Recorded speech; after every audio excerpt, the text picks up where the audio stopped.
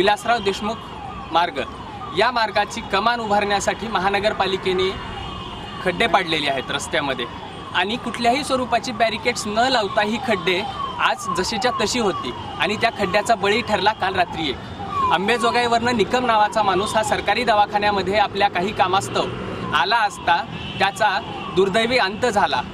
कारण या रस्त्यावरती कुठल्याही स्वरूपाचा दिशादर्शक फलक नसल्यामुळे हा बळी गेला आणि ह्या बळीसाठी आपण पाहू शकता इकडं की ही गाडी काल रात्री या 10 फूट खोल खड्ड्यामध्ये पडलेली आहे।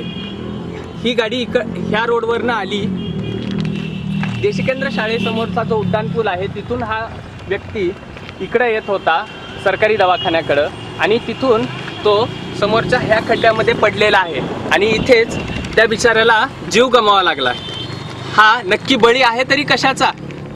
प्रशासनाच्या गलथानपणाचा हा एक बळी आज आपल्याला पाहावयास मिळतोय।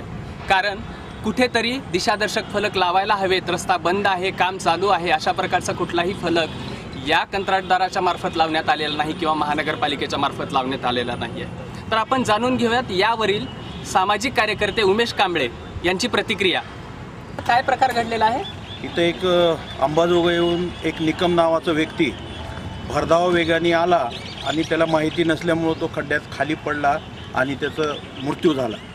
जेणेकरून महानगरपालिकाने ज्यालाही ही गुत्तेदारी पद्धतीने ही टेंडर दिलेलं आहे त्यांची ही खूप मोठा गुन्हा त्यांच्यावर दाखल करावा लागतो। कारण इथं जिथं खड्डा खणलेला आहे त्या बाजूला त्यांनी फलक लावलेलं नाही आणि मोठमोठे 2 खड्डे खणलेले आहेत, जेणेकरून मेन रोड गांधी चौक हा फुल वाहत असताना रहदारीला अडथळा म्हणून महानगरपालिकेने दुतर्फा रोड बंद करून एकतर्फा रोड काम करू शकले असते।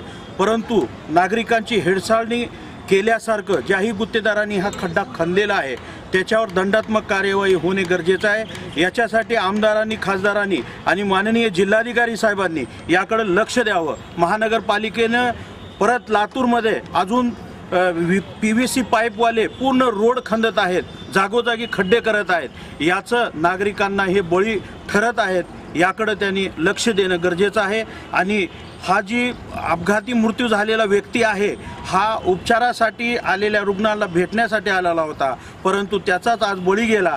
काल या ठिकाणी राजस्थान शाळेच्या समोर म्हणजे सरकारी दवाखान्यासमोर काल एक युवक रात्री 10च्या निघत या रोडनं जात होता आणि या ठिकाणी कसलीच पथदिवे नाही आहेत आणि या ठिकाणी गेली 2 महिने झाले या ठिकाणी खड्डा खणून ठेवण्यात आलेला आहे। सतत म्हणजे महानगरपालिकेकडून स्वर्गीय विलासरावजी देशमुख साहेब यांच्या समरणात या ठिकाणी गेट भरण्यात येत होतं आणि याचं 2 महिने झालं इथलं खड्डा खणून ठेवण्यात आलेला आहे। आणि काल याच्यामध्ये एक युवक जागीच ठार झाला, अभिजित निकम याचं नाव आहे आणि तो 30 वर्षाचा आहे आणि काल तो इथं सरकारी हॉस्पिटलमध्ये त्याच्या नातेवाईकांना भेटण्यासाठी आला होता आणि याचा जागीच या ठिकाणी मृत्यू झालेला आहे।